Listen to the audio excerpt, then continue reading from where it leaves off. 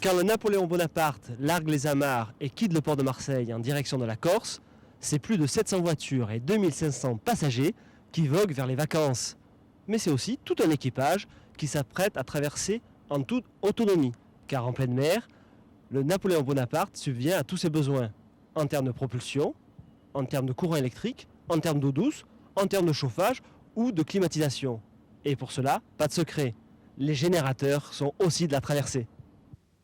Alors vous venez de le voir, sur le bateau, il y a différents types de générateurs. Mais qu'est-ce qu'un générateur? Eh bien, au sens large du terme, c'est tout simplement un système capable de fournir de l'énergie. Une chaudière, par exemple, fournit de l'énergie thermique ou calorifique. Un moteur de voiture eh bien, fournit, lui, de l'énergie mécanique. Cette lampe, elle, fournit de l'énergie lumineuse. Et une pile, ou un alternateur, ou un accumulateur, eh bien, eux fournissent de l'énergie électrique. Eh bien, tous ces générateurs, en fait, sont tout simplement des transformateurs d'énergie. Si on reprend la chaudière, eh bien, elle transforme l'énergie sous forme de gaz ou de fioul en énergie thermique. Le moteur de voiture, lui, transforme de l'énergie sous forme d'essence ou de gasoil en énergie mécanique. La lampe, eh bien, elle transforme de l'énergie électrique en énergie lumineuse. La pile ou l'accumulateur, eh bien, transforme de l'énergie chimique en énergie électrique. Et l'alternateur, dans la voiture par exemple, ou dans le bateau, eh bien, transforme de l'énergie mécanique en énergie électrique.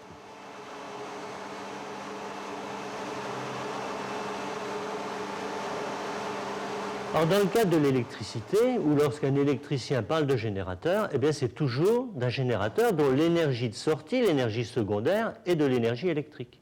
Alors, on l'a vu tout à l'heure, c'est le cas des piles, ou encore de l'alternateur qui est dans le bateau, ou même celui qui est à l'intérieur d'une voiture. Mais il en existe d'autres, comme par exemple cette dynamo de vélo, ou encore ce chargeur pour téléphone, également pour ce chargeur d'accumulateur. Cet appareil, qui est un onduleur, permet de prendre le relais de l'alimentation, par exemple pour un ordinateur, en cas de coupure de secteur. Eh bien, c'est également un générateur. Et cette petite calculette, qui est alimentée par une photopile, eh bien, est également un générateur. Alors, tous ces générateurs fournissent bien de l'énergie électrique, mais à partir d'une énergie primaire qui est différente suivant le cas. Dans le cas de l'alternateur, on l'a vu, l'énergie primaire, c'est de l'énergie mécanique qui peut être fournie par un moteur diesel ou par une chute d'eau, voire encore par le vent dans le cas d'une éolienne. Pour les piles ou les accumulateurs, l'énergie primaire, c'est de l'énergie chimique qui vient de la réaction entre différents matériaux. Pour la photopile, l'énergie primaire, c'est tout simplement de l'énergie lumineuse, la lumière. Et puis, il existe également des générateurs dont l'énergie primaire est aussi de l'énergie électrique. C'est le cas des chargeurs d'accumulateurs ou encore de l'onduleur. Alors, tous ces générateurs, de taille et de forme très différentes, qui sont tournants pour les uns, statiques pour les autres, permettent d'alimenter des récepteurs qui, eux aussi, peuvent être très différents. Et pourtant, ils ont tous la même fonction. C'est d'alimenter les récepteurs dans des conditions électriques optimales. C'est-à-dire de leur fournir l'intensité du courant dont ils ont besoin sous une tension nécessaire à leur bon fonctionnement. Je suis toujours à bord du Napoléon Bonaparte, mais cette fois-ci en compagnie de Nicolas Bressolin, assistant électricien à bord. Alors Nicolas Bressolin, bonjour. Le Napoléon Bonaparte, finalement, avec ses passagers, ses membres d'équipage, ses restaurants, ses boutiques, ses piscines, ses ascenseurs, c'est une petite ville? Tout à fait, oui, c'est tout à fait comparable à une petite ville. Il est complètement autonome, il se produit son eau, son électricité, son chauffage, sa climatisation. Il est tout à fait autonome. Donc à bord, vous avez carrément une petite centrale électrique. Effectivement, oui, nous disposons de 5 groupes électrogènes de 2200 kW chacun, nécessaires à la production d'électricité pour tout le navire. Et en marge de cette production, vous avez tout un réseau de distribution à bord et aussi tout un réseau pour transformer, pour aller dans des petits courants ou des courants plus élevés. Oui, la production est à 5500 volts, puis au fur et à mesure des besoins, est transformée en tension nécessaire pour le fonctionnement de chaque appareil. 380 volts pour la puissance, pour la propulsion, 220 volts pour l'éclairage, et on descend jusqu'à 24 volts pour les éléments de sécurité. Alors, d'accord pour le courant alternatif, est-ce que vous avez des éléments qui fonctionnent en courant continu, en batterie ou en production? Oui, nous avons des batteries en 220 volts courant continu, qui est transformée en 220 alternatif. Cette source d'énergie est nécessaire pour l'éclairage de secours en dernier recours, quand si vraiment il nous arrivait de gros ennuis et qu'on ne dispose de plus rien. Nécessaire pour la circulation des passagers, pour qu'ils se repèrent. C'est un minimum d'éclairage. Alors, on peut aussi différencier les générateurs par le type de courant qu'ils produisent. Certains produisent du courant alternatif, d'autres du courant continu. Par contre, au niveau de la quantité d'énergie produite et donc consommée, c'est de loin le courant alternatif le plus utilisé. D'ailleurs, comme nous l'ont déjà dit les professionnels de l'EDF, il est beaucoup plus facile de produire à grande échelle du courant alternatif que du courant continu. Et de plus, il n'est pratiquement pas possible de transporter sur de grandes distances du courant continu. Alors maintenant, on va s'intéresser aux différents principes de leur production. Alors, pour le courant continu, l'énergie de source est une énergie chimique. Lorsqu'on met deux métaux en contact, deux matériaux en contact, il se produit entre eux, au niveau de leurs atomes, une réaction chimique. Des électrons sont déplacés et une tension électrique apparaît.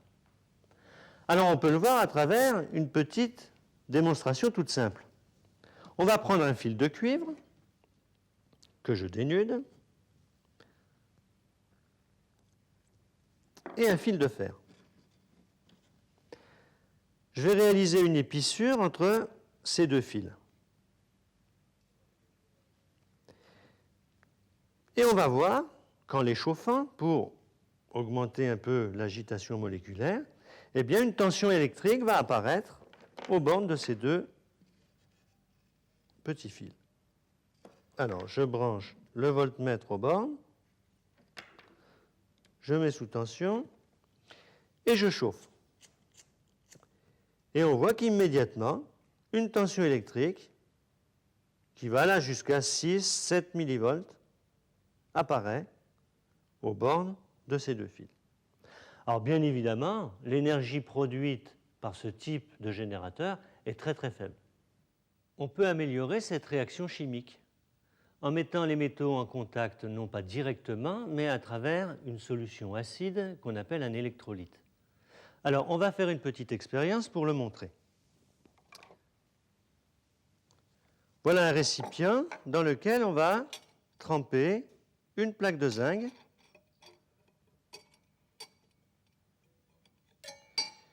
et une plaque de cuivre.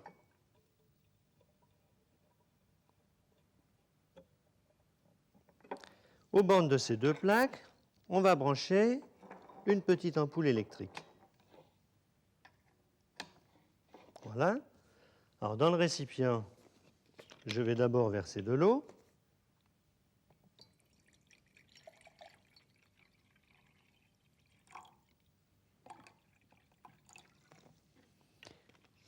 Et maintenant, je vais ajouter, en prenant des précautions, un peu d'acide.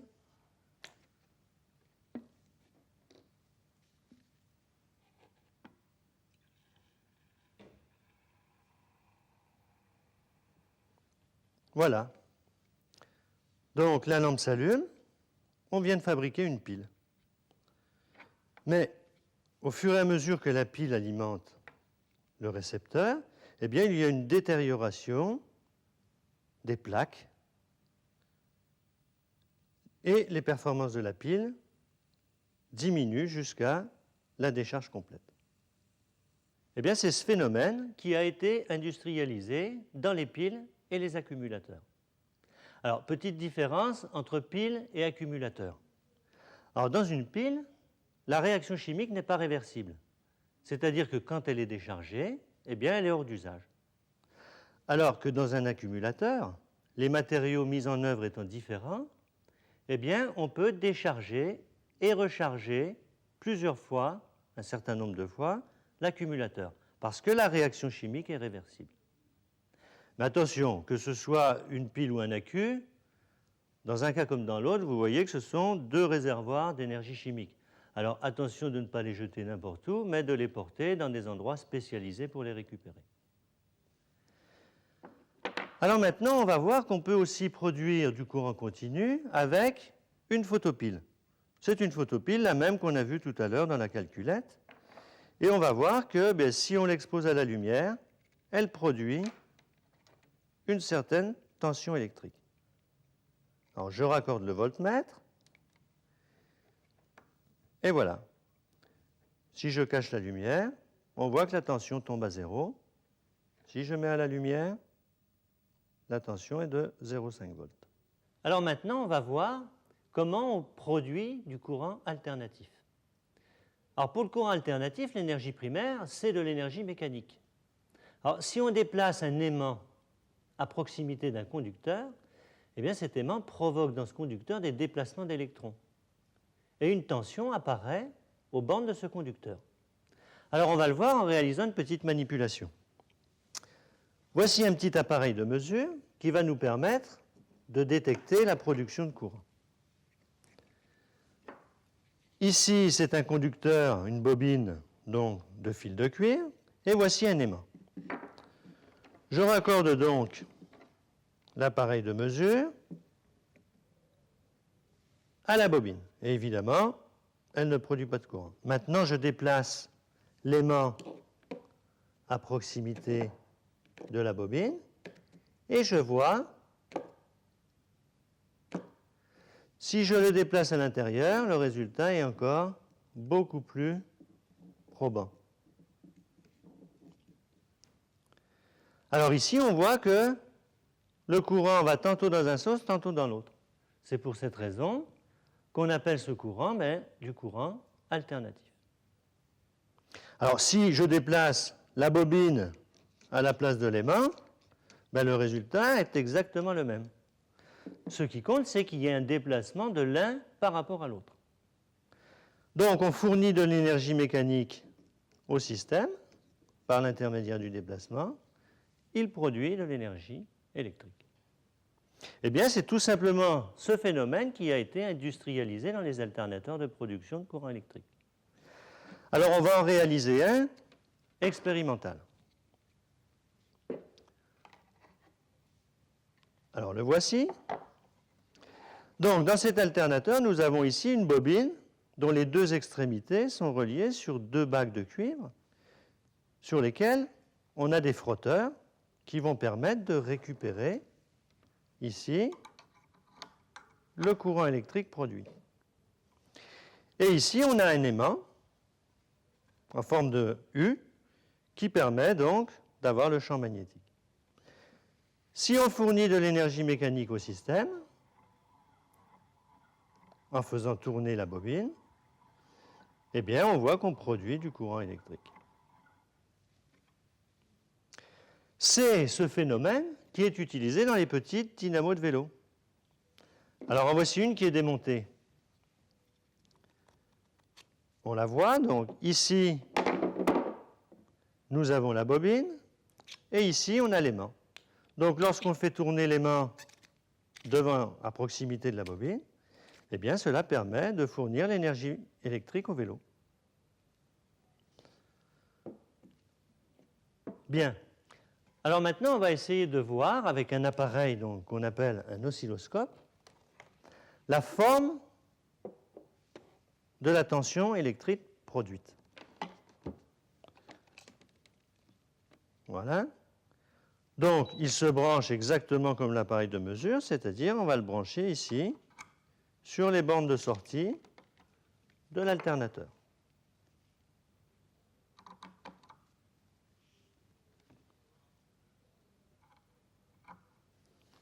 Voilà.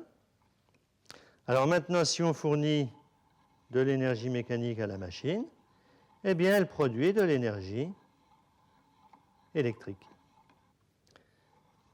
En fait, on voit très bien pourquoi on appelle cette tension une tension alternative. Elle va tantôt dans un sens, tantôt dans l'autre. En fait, c'est une succession d'alternances positives et d'alternances négatives.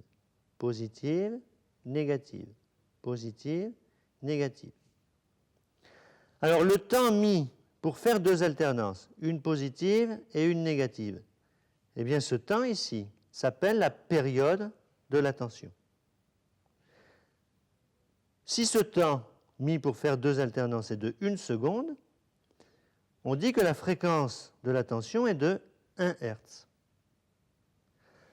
Vous savez tous que le courant alternatif de l'EDF a une fréquence de 50 Hertz. Eh bien, ça veut dire qu'il y a donc 50 périodes par seconde, c'est-à-dire une succession de 50 alternances positives et 50 alternances négatives. Ce qui veut dire qu'il change de sens 100 fois par seconde. Alors, la hauteur des alternances s'appelle l'amplitude de la tension. C'est comparable à ce qu'on mesure avec un voltmètre. Ça se mesure donc également en volts.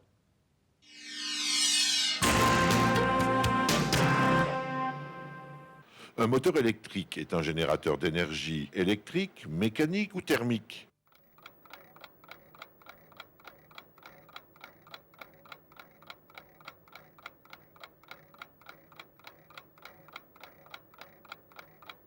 C'est la deuxième proposition qui est la bonne. En effet, le rôle d'un moteur est d'entraîner une machine, donc de lui fournir de l'énergie mécanique. Bien sûr, comme tout appareil en fonctionnement, il y a un échauffement. Comme ce n'est pas l'effet recherché, on ne peut pas dire que c'est un générateur d'énergie thermique. Parmi ces propositions, quelles sont celles qui sont vraies? Un accumulateur est rechargeable. Une pile est rechargeable une fois. Une pile n'est pas rechargeable. Une photopile est un accumulateur.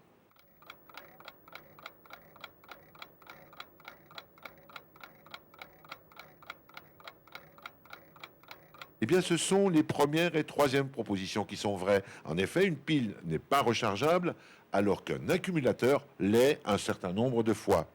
Quant à la photopile, si elle est éclairée, elle fournit de l'énergie. Si elle ne l'est pas, eh bien, elle n'en fournit pas. Elle n'est pas capable de stocker ou d'accumuler de l'énergie. Le principe d'un alternateur, c'est de faire tourner un aimant à proximité d'une bobine fixe, ou de faire tourner une bobine à proximité d'un aimant fixe, ou bien encore de faire tourner des conducteurs dans un champ magnétique.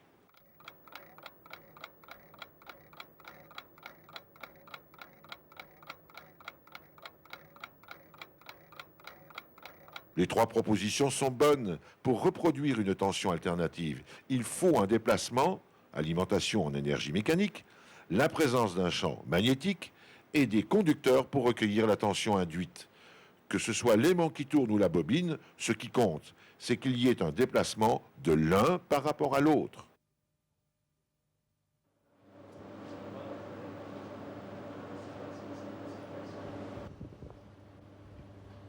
Nicolas Bressolin, cette fois-ci, nous sommes donc dans la salle de contrôle au cœur du Napoléon Bonaparte. Alors là, ici, on mesure, on évalue, on contrôle tout ce qui est mécanique et électrique à bord du navire, c'est ça ? Oui, grâce à la supervision et les automates, nous pouvons tout contrôler et surveiller à partir de la salle de contrôle. Sur cet écran, notamment, on contrôle toute la partie production électrique ? Alors oui, cet écran représente les 5 diesels alternateurs et nous pouvons commander le couplage et découplage à partir de l'écran. C'est-à-dire qu'en fonction des besoins du bord, on va produire plus ou moins d'électricité. Oui, mais cette fonction est assurée malgré tout par un automate en temps normal qui lui-même gère la production d'électricité. C'est lui qui détermine le nombre de groupes nécessaires pour la production. Alors justement, l'adéquation entre puissance produite et puissance demandée, à bord de ce navire, quelle est la puissance nécessaire ?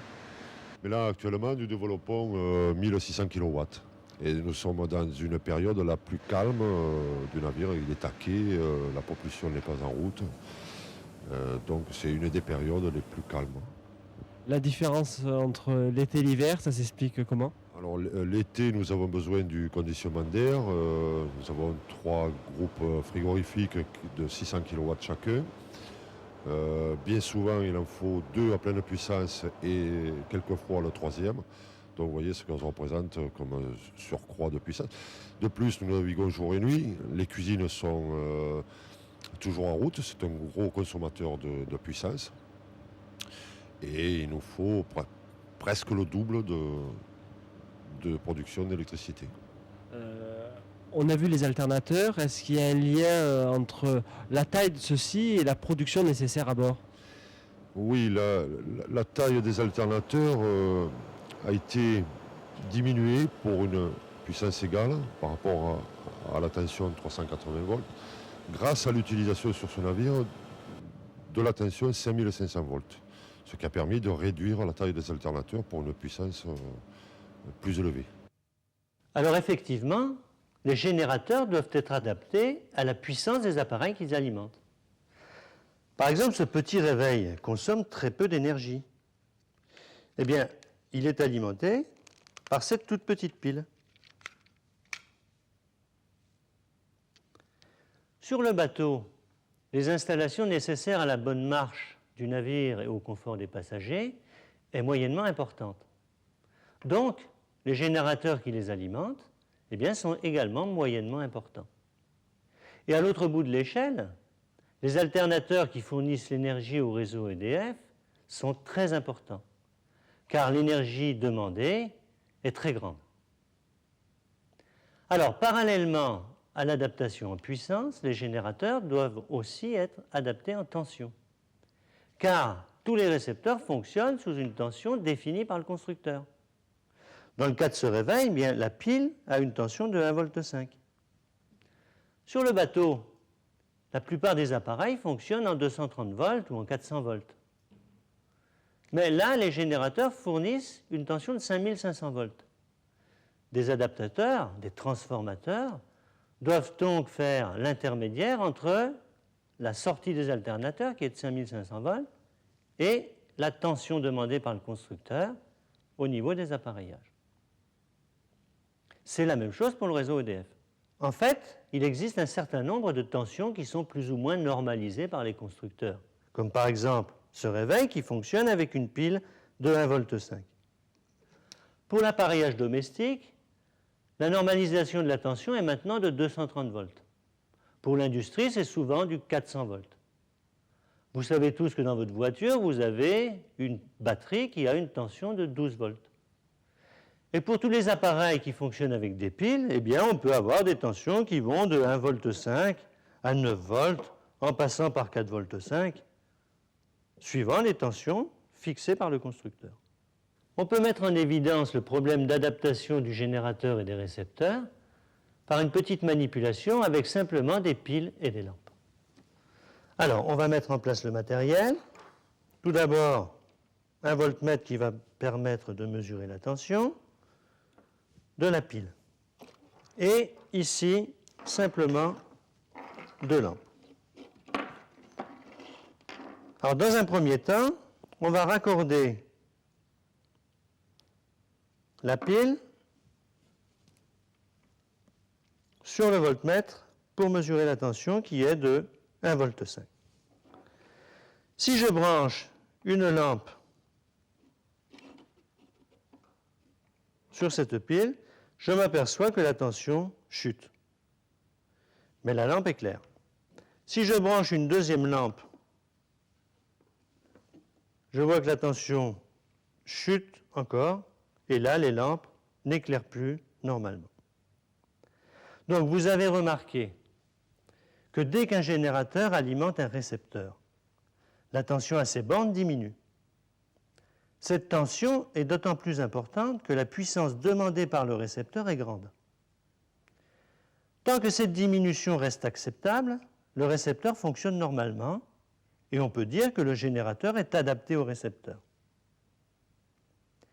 Par contre, dès que l'on rajoute la deuxième lampe, la chute de tension du générateur est trop importante et les lampes n'éclairent plus normalement. Le générateur, alors, n'est plus adapté au récepteur. Alors que faire? Eh bien, tout simplement, utiliser un générateur adapté. Alors, on va remplacer cette petite pile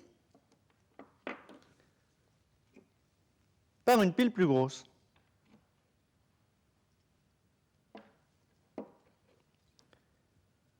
Et là, vous voyez que la tension remonte et que les lampes s'allument.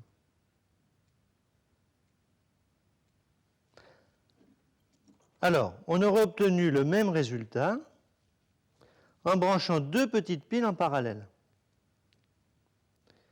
Quand on branche des piles de même valeur en parallèle, la tension aux bornes reste la même, mais la puissance est double. Il existe aussi des couplages de piles en série, comme par exemple dans cet appareil où on a mis 6 piles de 1,5 V en série. On peut donc obtenir au total une tension de 9 volts. Quand on couple des piles en série, les tensions de chacune des piles s'ajoutent. Alors pour résumer, deux générateurs de même tension en parallèle sont équivalents à un générateur plus puissant, mais dont la tension est identique. Deux générateurs de même tension en série sont équivalents à un générateur dont la tension est double.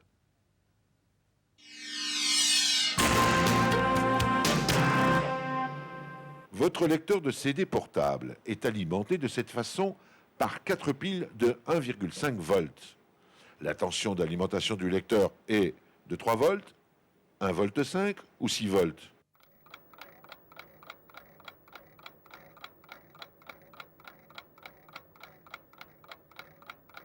Eh bien, c'est la proposition numéro 3 qui était la bonne. En effet, les 4 piles sont branchées en série. La borne plus de l'une est branchée sur la borne moins de la suivante, et ainsi de suite. Les tensions s'ajoutent. 1,5 plus 1,5 plus 1,5 et encore plus 1,5 égale 6 volts. Vous voulez démarrer votre voiture, mais le démarreur a des difficultés à entraîner le moteur. Vous mesurez la tension de la batterie et vous trouvez 12 volts. Que pouvez-vous en déduire? Que la batterie est bonne puisqu'elle fait 12 volts? Que la batterie n'a plus suffisamment d'énergie pour entraîner le démarreur? Ou bien encore, que la batterie est bonne mais le démarreur demande une puissance trop élevée à cause d'un problème mécanique?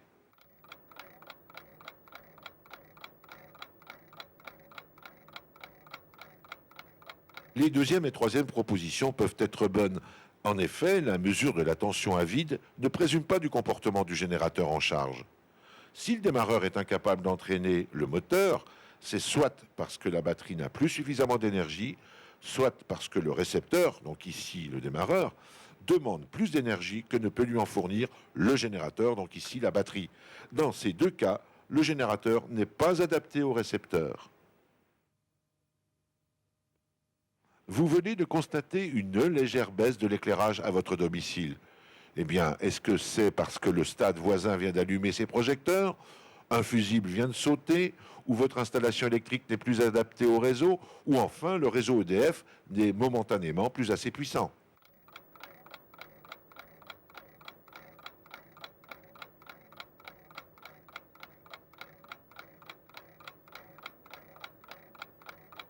Eh bien, c'est la proposition 1 et 4 qui conviennent. Quand le stade allume ses projecteurs, il demande un supplément de puissance au réseau. Si ce dernier n'est pas suffisamment puissant, il en résulte une chute de tension pour tous les récepteurs. Si un fusible saute, il y a extinction complète de la partie concernée. Dans tous les cas, pour un bon fonctionnement, c'est au générateur, donc ici le réseau, d'être adapté au récepteur, ici votre installation, et bien non l'inverse. Il n'y a pas qu'à bord du Napoléon Bonaparte qu'il existe des générateurs électriques embarqués. Dans nos voitures également, il existe des générateurs électriques qui nous permettent d'allumer nos phares, d'allumer nos clignotants ou d'utiliser un klaxon. Pour savoir comment tout cela fonctionne, en route vers un garage automobile. Nous avons quitté les quais du port de Marseille pour nous retrouver au centre AFPA de Remiremont et plus particulièrement dans l'atelier maintenance automobile. pour rencontrer Daniel Ferdussen, formateur électricien auto. Daniel Ferdussen, bonjour. Bonjour.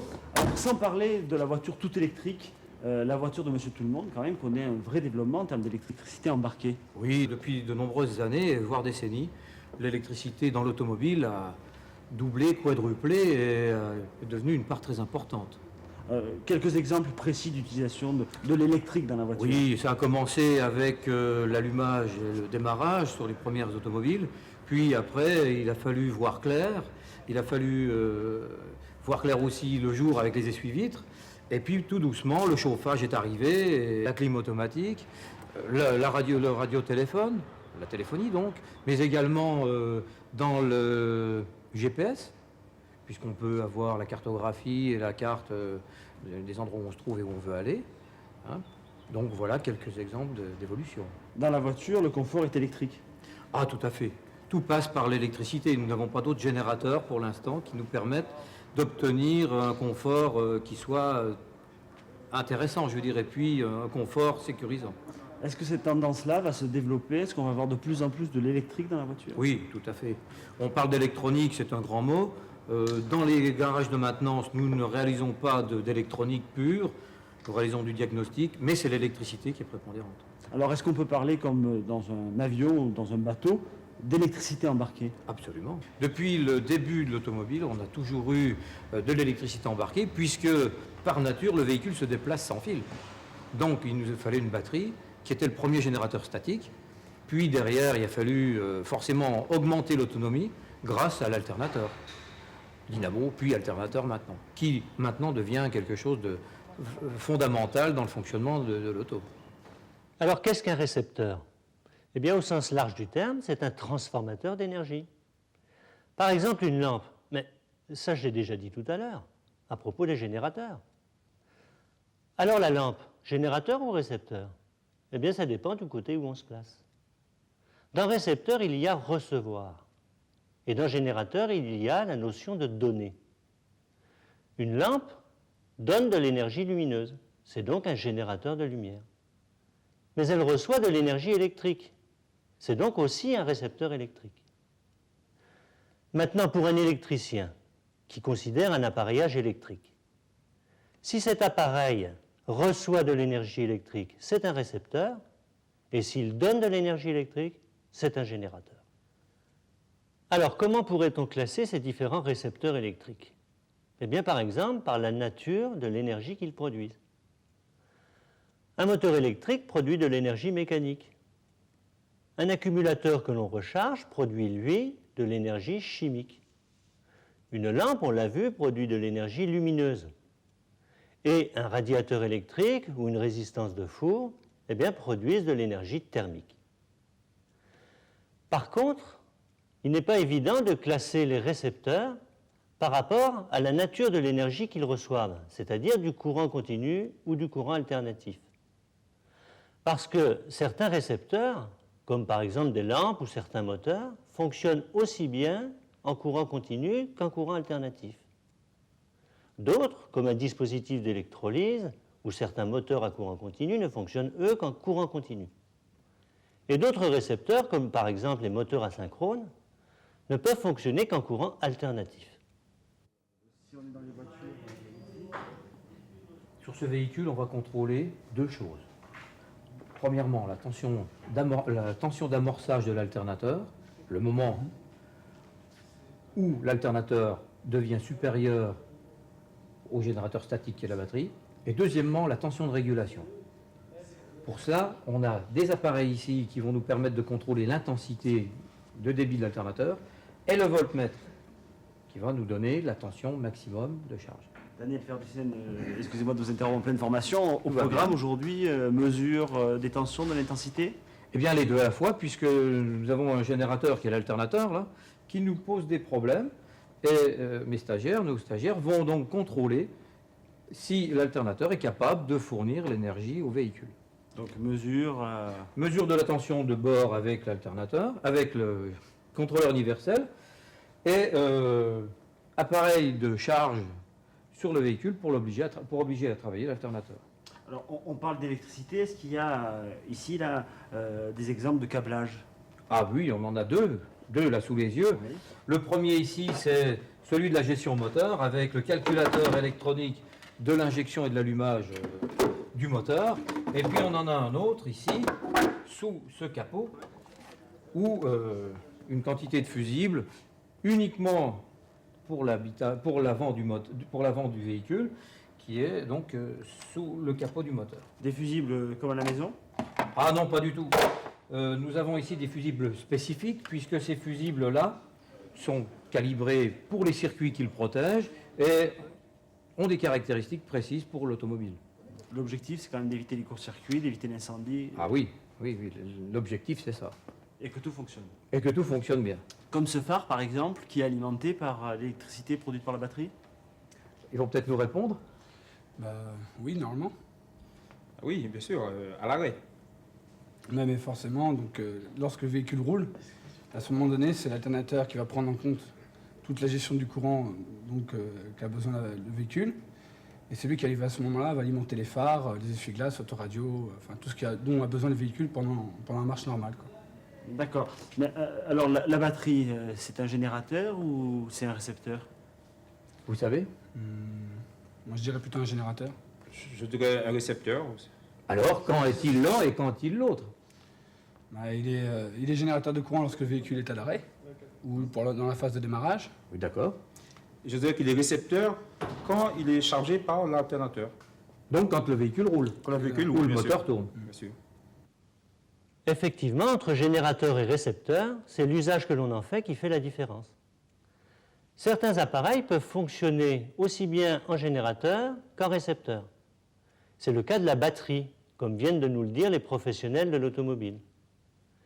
Mais c'est aussi le cas dans la traction, où le moteur est récepteur lorsque le train roule et devient générateur en restituant de l'énergie au réseau lorsque le train freine. Mais dans la plupart des applications, chaque appareil est dédié à l'un ou à l'autre de ces usages.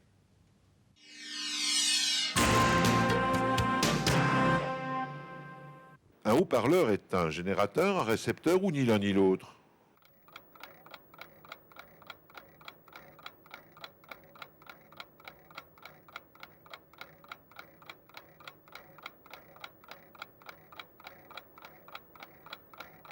Les propositions 1 et 2 sont bonnes. En effet, on peut le considérer comme un générateur qui fournit de l'énergie sonore, mais on peut aussi le considérer comme un récepteur électrique vis-à-vis de l'ampli qui l'alimente. Voici une liste d'appareils électriques. Une lampe, un alternateur, un radiateur, une pile, un moteur, une batterie de voiture, un klaxon, une dynamo de vélo, une photopile, un haut-parleur. Bon. Lesquels sont généralement des générateurs électriques et lesquels sont des récepteurs électriques?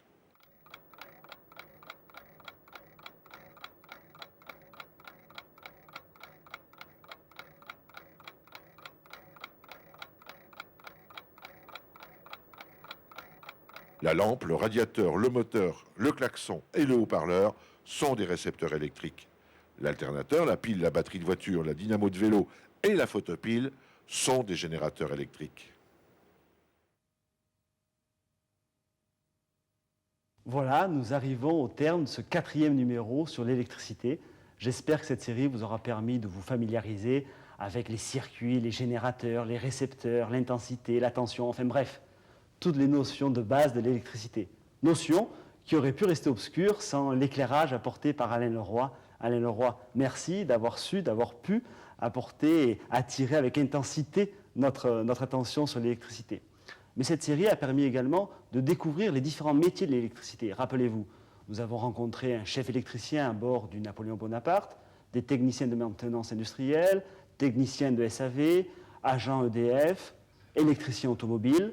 Eh bien, pour clore cette liste, Jean-François Contant nous a rejoint. Jean-François Contant, bonjour. Vous êtes artisan électricien à Issoudun, dans la région Centre, c'est ça? Oui, voilà, depuis 28 ans, je suis électricien. Et j'ai repris l'affaire depuis 2 ans, l'affaire où j'ai travaillé. Et j'interviens au point de vue d'électroménager ou maintenance dans les usines ou dépannage de machines, silos. Écoutez, je vous propose de découvrir tout de suite en images votre quotidien professionnel. Reportage. Jean-François Contant, artisan électricien. Installé depuis 2 ans, et j'ai repris la succession de mon ex-employeur, dont j'étais chez lui depuis 28 ans. Alors voilà le genre de produit qu'on présente dans les bureaux. On peut avoir des potences comme ça, avec des prises de courant, pour éviter que les fils se promènent par terre. On peut avoir des goulottes murales, avec plusieurs prises, des prises 220, des prises téléphonie, des prises informatiques. On fait aussi beaucoup de téléphonie, donc intérieure, dans les bâtiments, tout ce qui est prise téléphone, prise informatique, 220 ondulés, avec onduleur, et puis les silos, les usines. C'est ici que l'on travaille quand on conçoit, on fabrique et on fait le bureau d'études, plus la fabrication des armoires pour aller sur des automatismes. Nous faisons aussi un peu d'électroménager, et puis quelques machines. Voilà, ça c'est un moteur avec sa protection, plus une fin de course de sécurité qui va équiper une machine à brosser en maroquinerie. Donc là c'est en pièces détachées, et ça va être monté. En petit électroménager, on a aussi un four, un petit four qui est en panne, donc il est démonté. On a commandé la pièce qu'il faut changer, puis on va le remonter. Dès qu'on va avoir la pièce, on va remonter. On voit un petit peu d'électroménager, hein, tout ce qui est four, machine à laver, lave-vaisselle, sèche-linge, frigo. Bien, on va voir maintenant une installation que j'ai réalisée chez un client, hein, exploitant agricole. Je vais lui faire de la maintenance et ensuite chez une autre installation de destruction de câbles.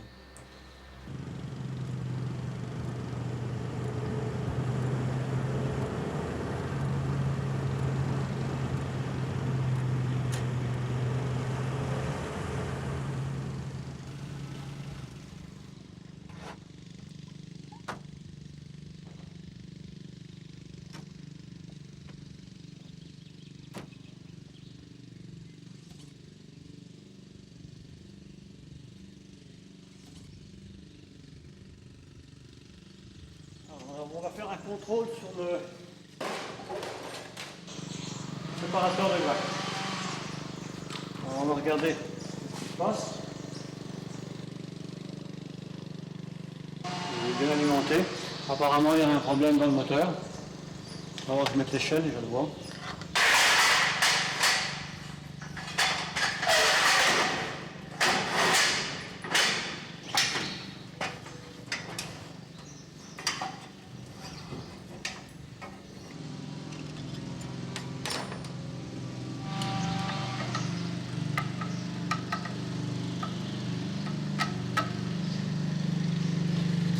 Bon, ben là, on va le débrancher, le démonter, le moteur est grillé, donc il faut le changer.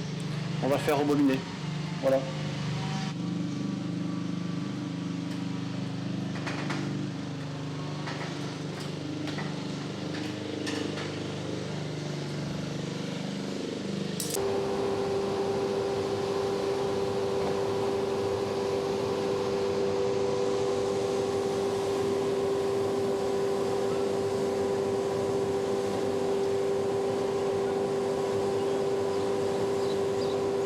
Bonjour, M. Jean-François. Bonjour, ça va bien. Dans notre activité industrielle, on a souvent affaire à des électriciens pour les dépannages de nos installations, et en particulier à M. Jean-François Contant, qui a repris cette activité depuis maintenant 3 ans et qui l'assume avec un grand sérieux. C'est une usine de broyage de câbles. La matière première arrive par des morceaux de câbles entiers, qui passent dans diverses machines, donc divers moteurs à alimenter. Le câble est broyé petit à petit, toujours plus petit, par plusieurs broyeurs. Le premier broyeur faisant 150 chevaux, qui est emmené par les tapis après. On passe après par 3 autres broyeurs de 50 chevaux chacun. Et ensuite, la matière est aspirée, triée, et on obtient des toutes petites graines de cuivre. Et tout ça, c'est commandé électriquement par un automatisme. Ici, on travaille environ avec un transfo d'alimentation EDF de 630 kW. Ça nous fait environ 300 ampères par phase. Ouais. Donc on a une bonne alimentation. On a énormément de câblage électrique, énormément de moteurs, environ une bonne centaine. et qui fonctionne en 2/8. Il faut intervenir assez souvent et assez rapidement. Jean-François Contant, ce qu'on a vu, c'est vraiment votre quotidien. Vous passez du four micro-ondes à l'intervention industrielle. Tous les jours, ça se passe comme ça, vraiment? Oui, c'est la vie de tous les jours d'un artisan. On peut être appelé aussi bien au pied d'une machine-outil ou sur une machine avec un automate, tantôt chez un particulier pour un four ou une machine à laver. C'est la vie de tous les jours. Et ça requiert les mêmes compétences, le même métier. C'est le même métier. Enfin, l'électroménager, c'est peut-être un peu différent de l'industriel, mais enfin, disons qu'il faut avoir les deux métiers en soi. Les deux approches, les deux approches, savoir-faire, oui. qui sont assez proches finalement. Oui, c'est proche. La logique est la même. De toute façon, le système de dépannage, il faut rechercher, détecter la panne, pourquoi elle s'est produite, et faire en sorte qu'elle ne recommence pas. Bon, alors, en quelques mots, un bon électricien, c'est quoi? Bien, un bon électricien, c'est quelqu'un qui touche un peu à tout, hein, partie industrielle, automate, programmable, lave-linge, machine à laver. En fait, ce qu'il faut, c'est comprendre comment l'électricité peut fonctionner, la logique électrique, et puis après, avec ça, ma foi, on fait un bon élément. Alors, Alain Leroy, on le voit bien, hein, l'électricité, c'est différents métiers. Est-ce que ce sont des métiers différents ou est-ce que c'est la même compétence qui est utilisée différemment? Alors, à terme, les compétences peuvent être légèrement différentes, mais le métier de base, c'est vraiment le métier d'électricien. Il faut bien connaître tout ce qu'on a vu pendant ces différents numéros. Exactement, et même plus, hein, si on veut devenir vraiment un électricien. Alors, comment on repère la graine d'un futur électricien? Quels sont les éléments vraiment de base pour faire une formation à l'électricité? Tout d'abord, je crois que c'est la motivation qui est la première des choses. Je crois qu'il faut avoir un attrait vers ce métier où, effectivement, on ne voit pas toujours tout. Il y a des choses invisibles. Il faut avoir le coup de foudre? Il faut avoir un peu le coup de foudre, oui. Et puis, bon, il faut quand même aussi avoir un minimum de logique. Hein, le dépannage, disait M. Contant, ça requiert un minimum de logique. Hein, et ensuite, bon, au travers de la formation, pour la formation, ça passe aussi par quelques notions de mathématiques. Du type, et pourquoi les mathématiques? Alors, des mathématiques, parce que l'électricité, ce sont des lois physiques qui s'appliquent et de temps en temps, on est amené à faire quelques petits calculs, donc avoir un minimum de connaissances en mathématiques. Jean-François Contant, vous confirmez de la logique, de la motivation et un peu de mathématiques, c'est le cocktail explosif pour devenir un bon électricien? Voilà, tout à fait. Hein. Il faut aimer son métier surtout. Hein. Il faut aimer son métier. Il faut communiquer, beaucoup communiquer, de poser énormément de questions parce qu'il faut être du genre de celui qui dit je ne sais pas tout faire, je veux savoir faire plus. Voilà. Je suppose qu'il faut aussi suivre l'évolution technologique et se tenir au courant en permanence du nouveau matériel, de nouvelles technologies pour être au fait de son savoir-faire. Oui, tout à fait. À chaque matériel qui est sorti, on a toujours une formation qui est avec. Et cette formation, elle est faite par les constructeurs? C'est fait par les fournisseurs, les constructeurs, et puis divers organismes à côté. On voit bien là les savoir-faire nécessaires pour être électricien. Les savoir-être en quelque sorte. Est-ce qu'il faut avoir quand même un sens de la relation par rapport aux clients, par rapport à l'entreprise, par rapport aux gens qu'on va dépanner? Oui, il faut avoir une bonne relation. Il faut presque être, je dirais, comment dire, presque agir avec beaucoup de diplomatie, quoi. Hein, arriver chez quelqu'un, il faut bien connaître son client, savoir déjà ce qu'il veut, ce qu'on va pouvoir déterminer avec lui, et puis bon, bien le dépanner, mais surtout communiquer. Parce que quand on arrive, par exemple, chez quelqu'un où une machine-outil est en panne, suivant ce que l'opérateur de la machine va nous dire, dans son métier à lui, il va déjà nous mettre un peu sous la voie. Donc être attentif, être à l'écoute, Voilà. et puis après la logique se met en place pour essayer de trouver. Alors, on a parlé d'évolution technologique. Est-ce que ça veut dire qu'il y a des choses qui évoluent en permanence? On parle par exemple de domotique, imotique. Est-ce que c'est un métier d'avenir, l'électricien? Est-ce que c'est un métier d'avenir? Ah oui, ça évolue en permanence. On en voit de plus en plus. Donc on est forcément obligé de se tourner vers ça. Vraiment, c'est un métier du troisième millénaire, l'électricien. On peut le dire, oui. Alain Leroy, domotique, imotique, c'est un peu des noms un peu barbares. C'est quoi concrètement? Alors, domotique, imotique, c'est recouvert sous le nom de la maison un peu intelligente. C'est-à-dire, c'est un peu la gestion de tout le domestique à travers un petit calculateur qui permet de gérer tout le quotidien à l'intérieur d'une maison ou d'un immeuble. C'est-à-dire le chauffage, la climatisation, les alarmes? La climatisation, les alarmes, les volets, enfin tout ce qui peut être automatisé. C'est l'automatisation un peu de toutes les fonctions à l'intérieur d'un bâtiment. Alors est-ce que ça veut dire que l'électronique et l'automatique, c'est une flèche supplémentaire dans le carquois de l'électricien? Bien sûr, l'électronique est présente partout aujourd'hui. Et bon, un électricien a des connaissances forcément de base un peu en électronique. C'est-à-dire qu'il ne doit pas être effrayé non plus par l'électronique, puisque l'électronique, en fait, c'est un peu la miniaturisation de l'électricité, mais les lois sont toujours les mêmes. Mais écoutez, merci à vous deux, et merci à vous pour nous avoir suivis pendant tout ce périple à la découverte de l'électricité, en espérant que ces émissions vous ont intéressé, vous ont donné envie de faire de l'électricité votre métier. Au revoir.